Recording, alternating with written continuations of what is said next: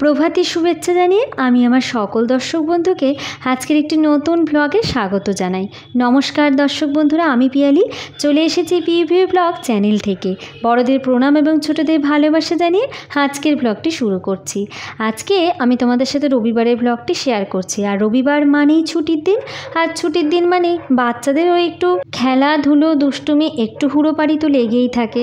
যাই হোক, ছেলে আবদার করেছে, মা আজকের টিফিনটা একটু অন্যরকম বানিয়ে দাও। অন্যরকম মানে প্রতিদিন ওকে ভাত খেয়ে স্কুলে যেতে হয়, তাই একটু রবিবারের সকালে একটু অন্য টাইপের কিছু। আমি ভাবলাম একটু বেগুন ভাজা আর একটু পরোটা করে দিই। তার জন্য তোমরা দেখতেই পেলে বেগুনটা কিভাবে কেটেছি। বেগুনটা ওইভাবে কেটে জলে ভিজিয়ে আগে থেকে জল ঝরা দিয়ে রাখছি। আর এদিকে পরোটাটা ভেজে নিলাম সাদা তেলে। ছেলে বলছে, মা দোকানের মতো পরোটা বানাও তো। আচ্ছা, দোকানের মতো পরোটা বানানো অত কি আর সহজ? আমি কি আর পারি? তাই চেষ্টা করলাম আটার ব্যবহার না করে পুরোপুরি ময়দা দিয়ে আর ওই ঘরে থাকা সাধারণ কিছু উপকরণ দিয়ে ময়দাটা ময়ান দিয়ে পরোটাটা তৈরি করে নিলাম। এদিকে বেগুন ভাজা করছি। এখানে একটা ছোট্ট টিপস তোমাদের সাথে শেয়ার করি।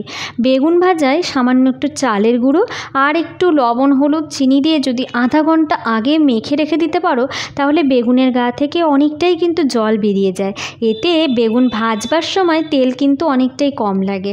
আমিও ঠিক একইভাবে বেগুন ভাজাটা করেছি। বেগুন ভাজা পরোটা সকালের টিফিন তো হয়ে গেল। আর এদিকে দেখো, সকাল সকাল বাড়িতে বসেছে মাছের বাজার।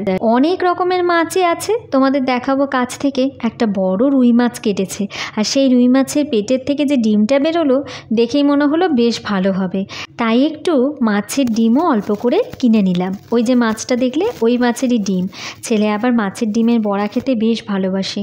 এদিকে রায়খোর ছিল, চিংড়ি ছিল, কালবাউস আর রুই কাতল দুটোই ছিল। আমি এখানে তো একখানা কাণ্ড ঘটিয়ে বসে আছি। আমি তো নিয়েছি কালবাউস, ওইদিকে রায়খোরও নিয়েছি আর মাছের ডিম নিয়েছি। সেভাবে যেহেতু কোনো দিন বাজারে যাই না বা বাজারটা সেভাবে করা হয় না, তাই বুঝতে না পেরে কালবাউস মাছটা কিনে ভীষণ বকা খেয়েছি প্রত্যেকের কাছেই। যদিও বা আজকে মাংস হবে, মাছটা নিয়েছি শুধুমাত্র মায়ের জন্য। মায়েরা মাংস খায় না, সেই জন্য মাছ করা। তো কালবাউস মাছ নাকি খেতে হয় না, এটা আমি জানতাম না। অনেক রকমের অসুখ নাকি হতে পারে, এটা আমার জানা ছিল না। মাছটা কিনে ফেলেছি, সবগুলো মাছ পরে আমার রান্নার দিদিকে দিয়ে দিয়েছি। আর ওই যে একটু রায়খোর কিনেছিলাম, অগত্যা ওটাই রান্না করলাম। কি আর করা যাবে। মাছের ডিমের বড়াগুলো কি দিয়ে করেছি তোমাদের সাথে ছোট্ট করে শেয়ার করি। আমি না খুব বেশি কিছু এর মধ্যে দিই না, সামান্য একটু ময়দা দিয়েছি আর ভালো করে একটু লঙ্কা আর পেঁয়াজ কুচি করে নিয়েছি, মানে যতটা পাতলা পাতলা করে কুচিয়ে নেওয়া যায়।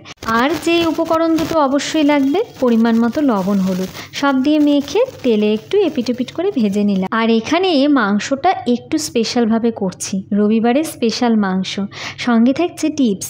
এই যে দেখছো, মাংসটা কিন্তু আমি ধুইনি, একদম যেভাবে কিনে এনেছি বাজার থেকে সেই অবস্থায় এর মধ্যে একটু ভিনিগার একটু লবণ দিয়ে মেখে নেব অনেকক্ষণ ধরে, ধৈর্য ধরে। প্রায় ধরো এটা 10 মিনিটের মতন মেখে রেখে দিয়েছিলাম। তারপরে জল দিয়ে ধুয়ে ফেললেই দেখবে মাংসের গায়ে যত নোংরা আছে সব উঠে যাবে খুব সহজেই। অল্প পরিশ্রমে একদম চকচকে মাংস তোমরা পেয়ে যাবে। এই টিপসটা ফলো করে মাংস ধুয়ে দেখো, আশা করি সকলেই বেশ ভালো উপকার পাবে।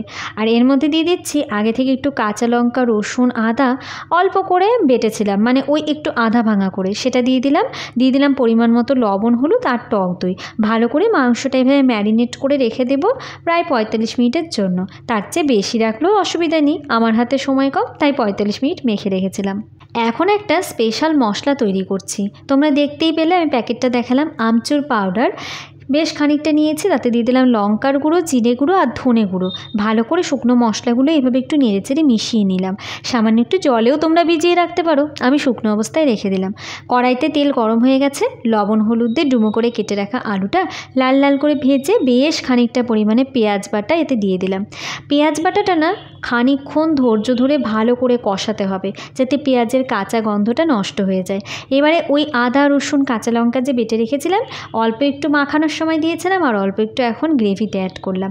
দিয়ে দিলাম পরিমাণ মতো টমেটো বাটা আর লবণ হলুদ। ব্যাস সব মশলা ধৈর্য ধরে ভালো করে কষিয়ে ওই যে একটা শুকনো মশলা আগে থেকে মিশিয়ে রাখলাম আমচুর পাউডার দিয়ে, সেটাও দিয়ে দিলাম। এখন ধৈর্য ধরে কষানোর পালা। এই কষানোটা না গ্যাসের ফ্লেমটা মিডিয়াম আঁচে রেখে ভালো করে একটু কষাতে হবে, তাহলে কিন্তু মাংসের স্বাদ অনেকটাই বেড়ে যায়। ম্যারিনেট করে রাখা মাংসটাও এবার এর মধ্যে অ্যাড করলাম। আবারও এবার একসাথে ভালো করে কষিয়ে নেব। অর্ধেক যেন তো টক দই দিয়ে রাখাতেই অনেকটাই কিন্তু মাংস সফট হয়ে গেছে, মানে অর্ধেকটা মনে হবে সেদ্ধ হয়ে গেছে। যাই হোক, এবার ভালো করে এটা কষিয়ে নিতে হবে। যখন দেখো কড়াইয়ের গা থেকে এরকম শুকনো শুকনো হয়ে একটু উঠে আসবে, তখন এতে পরিমাণ মতো ফুটিয়ে রাখা গরম জল অ্যাড করলাম।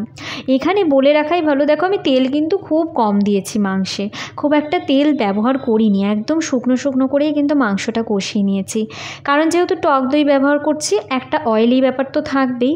আর নামানোর শেষে না একটু বাটার দেবো। দেখো এই দেখো অলরেডি কিন্তু সাইডে অনেকটাই তেল বেরিয়ে এসেছে, অথচ তেল কিন্তু খুবই কম এতে দিয়েছি। এই টিপস ফলো করে দেখো, অল্প তেলে ভীষণ সুন্দর হয় রান্নাটা। আর মাংস করছি রবিবার মানে খুব বেশি আইটেম রাখিনি সাথে, মাংস, মাছের ডিমের বড়া আর একটু স্যালাড ভাবলাম করে রাখি। হ্যাঁ, অল্প করে একটু ডাল করেছিলাম, তবে ডালটা অনেকেই খেতে চায় না, যেমন আমি ডাল খাই না মাংস হলে, আমার ছেলেও খায় না। ওই একটু আমার বর আর মা এদেরকে একটু ডাল দেবো বলে ডালটা করে রেখেছিলাম। শসা, পেঁয়াজ, লেবু এইগুলো তো কেটে নেব। কেটে নিতে নিতেই তোমাদের কাছে ছোট্ট একটা প্রশ্ন। আচ্ছা, তোমরা কে কোথা থেকে আমার এই ভিডিওটা দেখছো অবশ্যই কিন্তু কমেন্টে জানিও।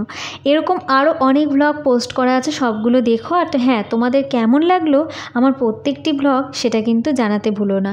তোমাদের কমেন্ট আমার কাছে কতটা গুরুত্বপূর্ণ সেটা আর আলাদা করে বলে বোঝাচ্ছি না। এইভাবেই না সকলেই কমেন্ট করে, লাইক করে, ভালোবাসা দিয়ে আমার পাশে থেকো। তোমাদের প্রতিদিনের এই একটু একটু ভালোবাসা পেয়ে আমার না রোজ আরও নতুন নতুন কিছু করবার ইচ্ছে করে।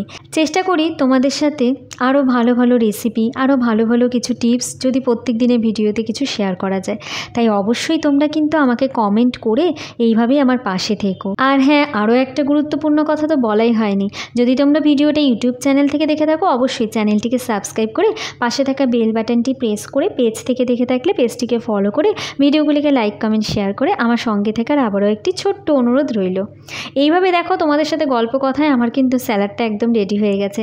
শসাগুলো বেশ পাতলা পাতলা করে গোল গোল করে কেটে নিয়েছি, আর পেঁয়াজটাও ঠিক একইভাবে চেষ্টা করছি কেটে নেওয়ার।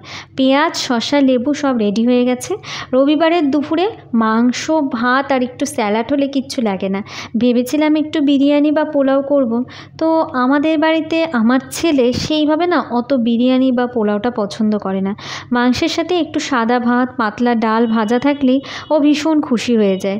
তাই ভাবলাম থাক, যেদিন অত কিছু রান্নার ঝামেলা থাকবে না, মানে রান্না করতে একদম ইচ্ছে করবে না, সেদিন না হয় ওই অল্প স্বল্প মানে একটু বিরিয়ানি বা একটু পোলাও করলেই হয়ে যাবে। আজ ভেবেছিলাম সেরকম অত কিছু রান্না করব না, কিন্তু ওই যে করব না করেও অনেকগুলি পদই হয়ে গেছে। ডাল হয়েছে, মাছের ডিমের বড়া ভাজা হয়েছে, মায়ের জন্য মাছের ঝোল, মাংস, স্যালাড, ভাত, সত্যি অনেক কিছুই কিন্তু রান্না করে ফেলেছি। এদিকে দেখো স্যালাড কাটতে কাটতে তোমাদের সাথে গল্প কথায় আমার মাংসটা কত সুন্দর হয়ে গেল। নামানোর আগে সামান্য 1 খণ্ড বাটার দিয়ে দিলাম এর মধ্যে। বাটার দিয়ে এবার নামিয়ে নেব আর পরিবেশন করব গরম গরম ভাতের সাথে। তোমরা অবশ্যই আমার এই টিপসগুলো ফলো করে এইভাবে একবার তোমরা চিকেনটা করে দেখতে পারো, আশা করি তোমাদের ভীষণ ভালো লাগবে। এখানে একটা ডিমের বড়া নিয়েছি, একটু স্যালাড, সাদা ভাত নিয়েছি আর একটু মাংস নিয়ে নিলাম। আজকের মতন সময় শেষ, আজ তাহলে আসি। খুব তাড়াতাড়ি দেখা হবে তোমাদের সঙ্গে আবারও একটি নতুন ভ্লগে। আর এই ভ্লগটা কেমন লাগলো জানাতে ভুলো না কিন্তু। যাবার আগে সকলেই সুস্থ থেকো, ভালো থেকো, সঙ্গে থেকো।